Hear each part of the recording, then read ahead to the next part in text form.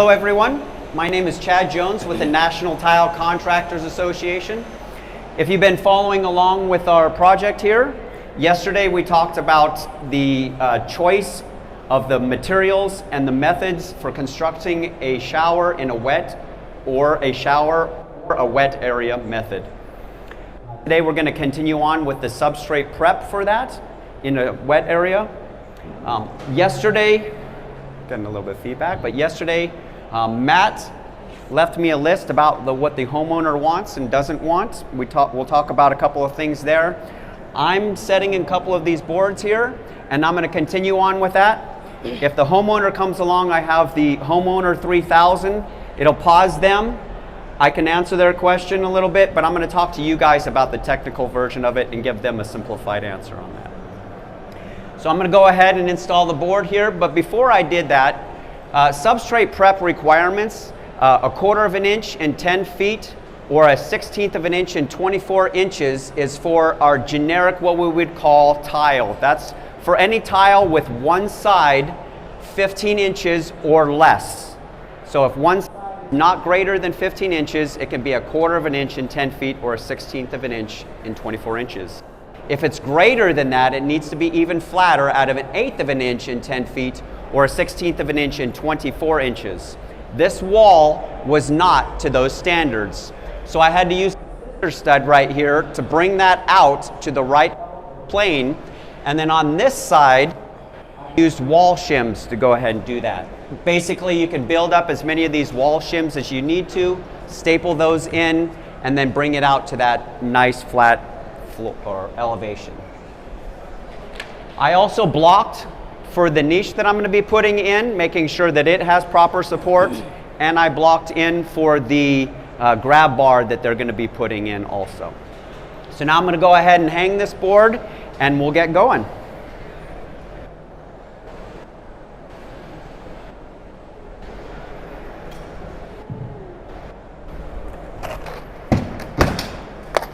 I'll get that later.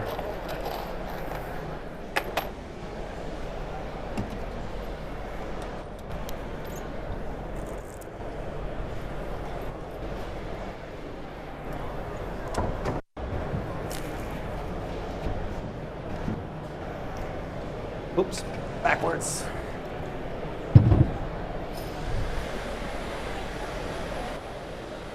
We have this pre-cut so that our niche will fit inside there. I'm going to go ahead and space it out a little bit here, 1/8 of an inch at least. And then screw this in.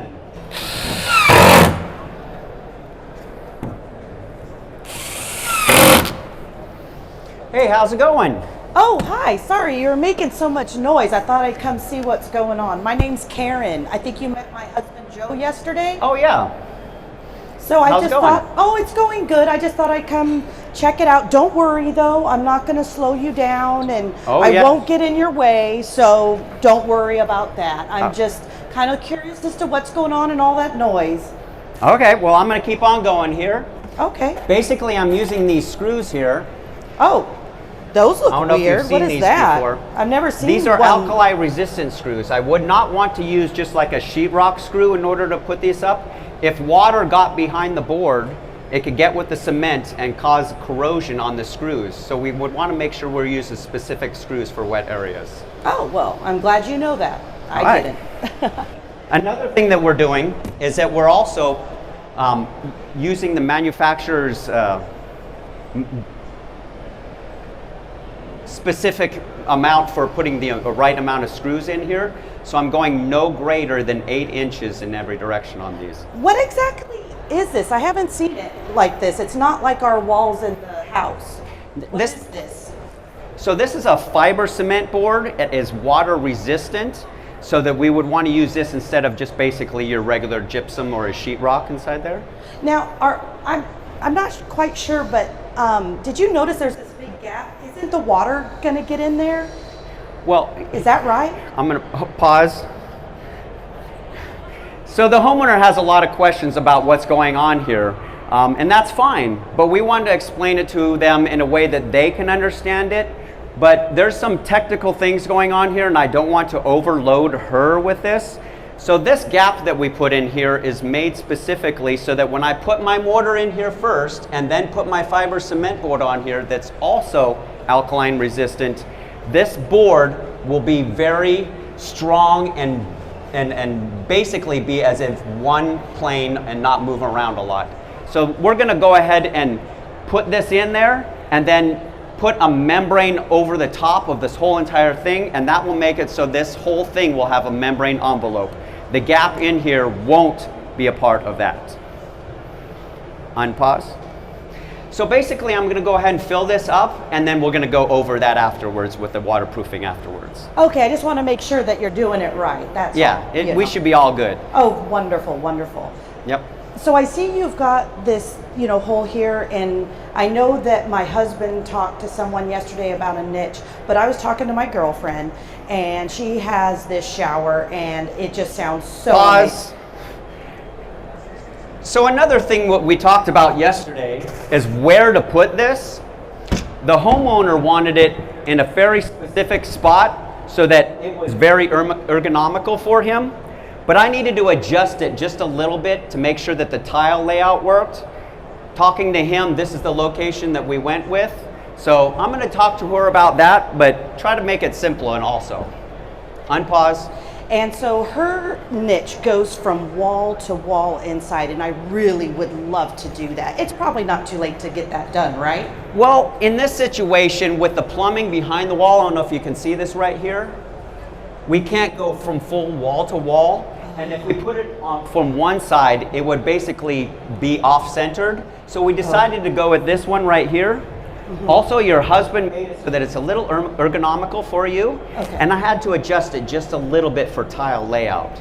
So it should be in a good position for you. Okay, so you did have a plan, and yes, that's how you came up with this. Okay, sorry. Okay, yeah, no Didn't problem. mean to interrupt. Yeah, we're all good. Don't worry, I won't slow you down. No, we're all good. Okay.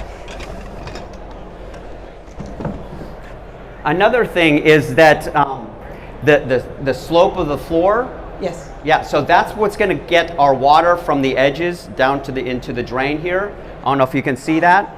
I did kind of notice that it's this like big, it just looks like a concrete floor or something, and I just didn't know how that got in there. It looks really neat, but yeah. Yeah, wonderful. So we used mud, and then we used this bonding flange right here, and we basically took our mud right to this so that our membrane will go directly over this with that slope going right down into the drain. Oh, very nice. Does that make sense? Yeah, it does. And I'm glad that you're kind of talking about the floor, because I know that yesterday my husband went over some of the tile selections and things like that, but I don't remember anything about the grout selection. And my girlfriend had a leak, and I want to make sure I get the right grout so that we don't have a leak. Yeah. Okay. It's so important. Pause. The tile that they chose initially was a glass tile for the floor, and in a wet area that would not work. It'd become very slippery. So we ended up settling on this stone, and that worked really well with them. The thing is that grout isn't going to be your membrane. That's not what's going to keep water from getting into your subfloor. We're going to actually go ahead and membrane this whole thing and then put the tile over the top of that. The grout, even if it's sealed, is not a membrane. Unpause. So me and your husband talked about it yesterday, and what we're going to do, with Matt talking about it actually, is we're going to membrane this whole entire thing. It's going to become one entire waterproof envelope. Then we can put the tile over the top of it and grout it in with your chosen color. That's not going to be what's going to be the waterproofing. Oh, I never realized that. Okay, well, thank you for explaining that. Now, I don't know if you noticed, but my husband's a little older than me, and I'm worried about the slipperiness, and so we had gotten a grab bar, and I see it here. Do you know what the plan is for that? I just want to make sure that we're safe. Yes, so I put in a backing right here so that we can attach that grab bar, and it's very secure through there. Oh, thank you so much. Wonderful. Yeah, no problem. This is so exciting. I can't wait to have a brand new bathroom. I've been waiting a long time. It's hard to get a good tile installer. Yeah, no problem. Great. I talked a couple of things with Matt when he went through this, and we chose this tile for the wall right here. Okay. And we're going to put this on an offset pattern. Perfect. That was the design I wanted. Okay, so basically with this tile not being over 15 inches, it gave me a lot of flexibility in putting this in. If it was over 15 inches, we would not be able to, or should not put this on a 50% offset. We would need to put this on a 33% offset or less. Oh, that must be why he overrode me, because I did have a bigger tile selected originally, but I prefer the brick or split joint, so that makes sense. Thank you. Yeah, no problem. Go ahead. I'm sorry, I'm not going to slow you down, but I did notice something, and this is a big deal for me. I wanted a bench, but it seems like you might have forgot that, and that was a real high priority for me. So the bench that we chose works with this system. We're going to membrane this whole entire thing in one complete envelope, and then that bench will fit in afterwards. It's thought of. We'll get that. Oh, good. I just want to make sure we didn't forget. Yeah, no problem. That bench, it's going to be on a 45-degree angle, and it'll be inside of the waterproofing envelope so that it won't be able to get water beyond that bench. So it's no problem. Great. Well, we'll put in that afterwards. I'm glad that everything's coming to plan and we're getting everything we wanted. Thank you for explaining that to me. Yeah, no problem. All right. So you see that talking to a homeowner can be a little bit slow, can cause you a little bit of problems, and we want to give them all the information that they need, but we're going to make sure that we don't overload them with information.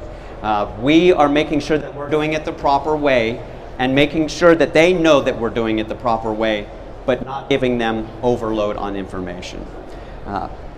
This now, tomorrow, or actually later on in the day today, will be membraned all the way through, and then we can go on with our tile installation from there. If you come back, I think what time is what's that? 12? 3:30? At 3:30, we're going to go ahead and start the membrane process on this. Hopefully the homeowner doesn't slow down Randy as much next time. So. I'm trying to think of any other questions, or does anybody have any questions for us? No? Okay. So if you need or have any questions, we're at booth 5656, the National Tile Contractors Association. We also do trainings all throughout the country. I'm actually going to be doing a training here in Las Vegas next week. Currently, we're doing one in Florida right now. So if you have any questions for us, booth 5656, Randy Fleming will be on here later on today in order to do the membraning. All right, thank you.